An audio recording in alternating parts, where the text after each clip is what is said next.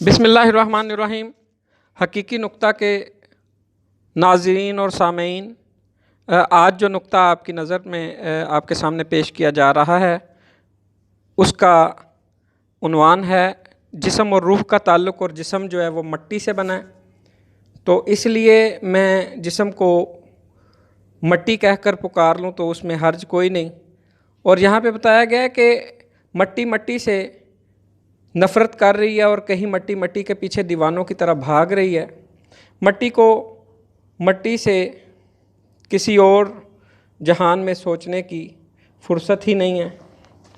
और जहाँ मिट्टी के अंदर प्यार, मोहब्बत, अखुवत, एहसास ये सब कुछ मौजूद है, वहाँ मिट्टी में हसद, लालच, कीना, बुग़्ज़, ठगी सब कुछ है। और दुनिया जहान की हर बुराई मौजूद है। शहवत, हवस और ज़र, ज़न और शोहरत, ये सारी कबाहतें इसके अंदर पाई जाती हैं, जबकि अंदर की कायनात का इन चीज़ों से कोई लेना देना नहीं।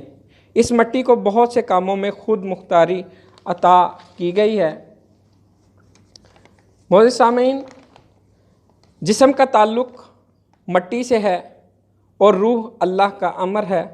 और किस खूबसूरती से खाकी बदन के अंदर ऐसे मख्फी रखा हुआ है। सारी उम्र ये दोनों इकट्ठे रहते हैं मगर एक दूसरे की पहचान नसीब नहीं होती। और हो भी कैसे सकती है, ये ख़ासों के राज हैं, आमों की समझ में आ कैसे सकते हैं। कहीं नहनो अक़रब के किस्से कुरान में सुनाए जाते हैं तो कहीं पर क़ुलूबुल मोमिनीन अर्शल्लाह के किस्से बताए जाते हैं। मगर हैरानगी की बात यह है कि फिर भी सारी उम्र जो है वो ख़ुद अपने रुख से निकाब नहीं उठाता और नज़र नहीं आता।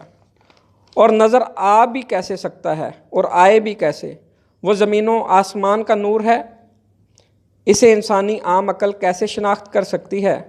और इसके लिए अक्ल सलीम की ज़रूरत होती है, जिसका ज़िक्र वो ख़ुद कुरान मजीद फ़ुरक़ान हमीद के अंदर करता है। खैर, बात तूल पकड़ जाएगी। असल में बताने वाला नुक्ता ये है कि जिस्म मिट्टी यानी कि मादी जहान से ताल्लुक़ रखता है और रूह नूर के जहान से ताल्लुक़ रखती है। अल्लाह का अम्र है, दिखाई नहीं देती। मिट्टी सारी उम्र मिट्टी के पीछे भागती है और ज़र, ज़न और शोहरत के पीछे भागती है। ये वो सैराब है जो कभी हाथ नहीं आता। ये दुनिया का वो धोखा है, वो झूठ है जिसके ताक़ुब में ये अपनी सारी उम्र गुजार देता है। अशिया को इकट्ठा करने में फ़र्क महसूस करता है और जैसे कहते हैं कि सामान 100 बरस का पल की खबर नहीं।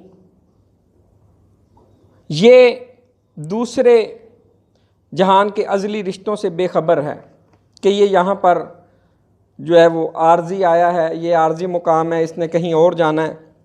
लेकिन ये यहाँ आकर इतना जो है यहाँ पे दिल लगा बैठा है कि अब इसको दूसरे जहान के जो अज़ली रिश्ते हैं वो महसूस नहीं हो रहे, दिखाई तो वो देते ही नहीं।